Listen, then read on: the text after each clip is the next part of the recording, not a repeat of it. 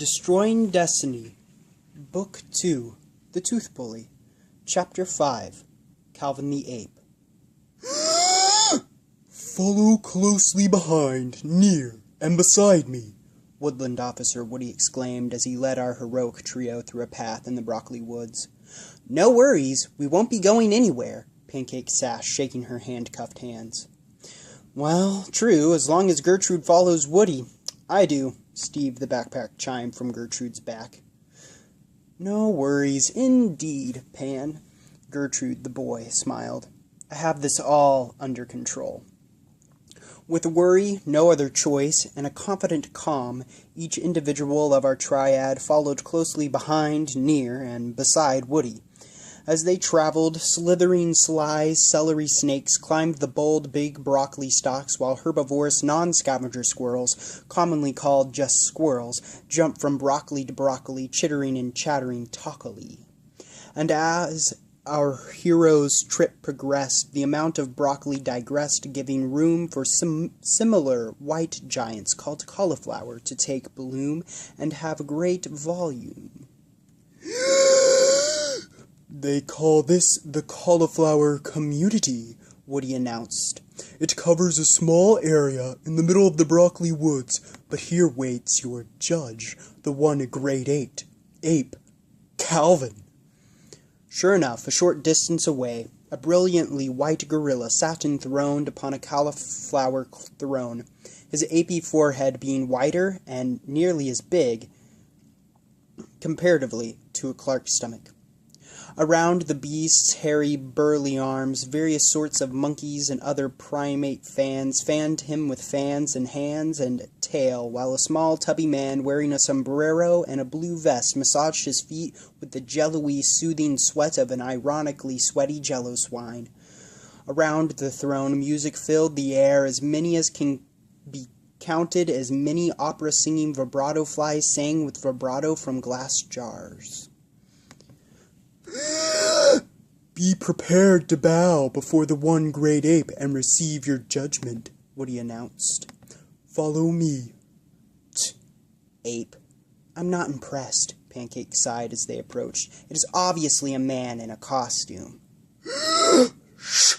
Woody exclaimed. Prostrate yourself before the ape and say nothing, zilch, and have an absence of verbalization. Just as Woodland Officer Woody commanded, our heroes took a knee and bowed their heads. With a wave of his hand, Calvin, the one great ape, commanded his fanning fans to cease fanning him, and addressed the Woodland Officer with a gruff and old voice. Rise, prostrated ones. Get off your knees. I am no king, only an ape. I know not why these people serve me, but they serve me nonetheless. Oh, great one, we serve you for the great things you have done, Woody exclaimed. What great things, I inquire. What, Woody? Has this tired old ape done worthy of you or all the walkway patrolman's service? Calvin croaked. Your great kindness, love, and tenderness to the candy people.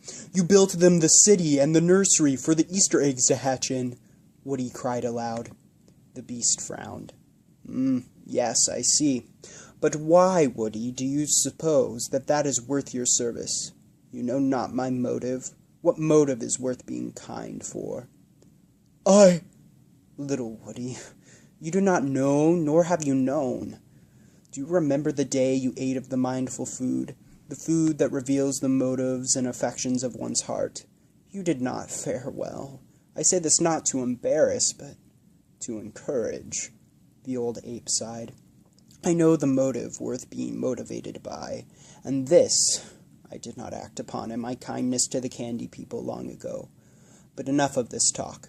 Woody, why have you brought these children forth? They have threatened my life, well-being, and survival, Woody exclaimed. Particularly, specifically, and namely, the boy.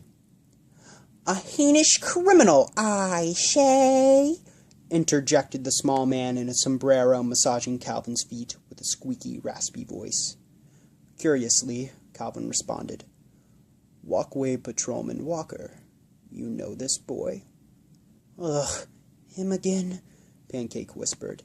Yes, I say.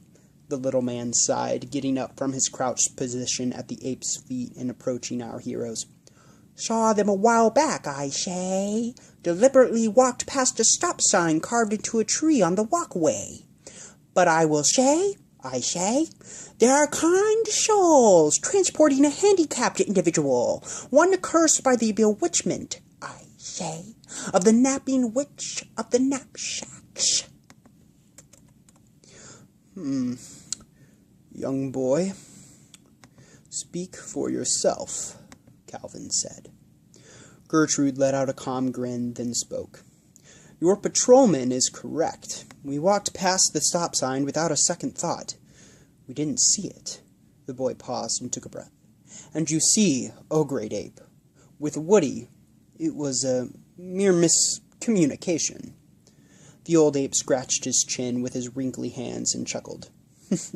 You, boy, have an air of confidence. Perhaps dangerous confidence. So, it was a miscommunication, you say. Woody, what are your thoughts?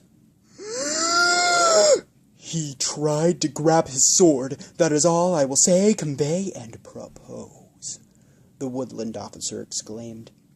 He wasn't going to hurt him, really. This is ridiculous, Pancake exclaimed.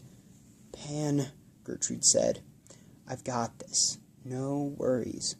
Yeah, he has it, Pancake, Steve agreed, zipping in his opinion. Yes, a miscommunication, really. I was trying to show him that I have one of the swords of the stone from Emperor Dad. The boy nodded towards his sword. I am one of the chosen ones destined to destroy destiny and end the Horizon War. They tried to tell me that. Calvin held out his hand to silence the Woodland Officer. Shh, Woody, calm. Now, boy, do you have proof of this? Yes, Great Ape, Gertrude smiled. I have the sword, a key to the control room, and an Easter egg laid by the newly enthroned Easter Frog, Patricia herself.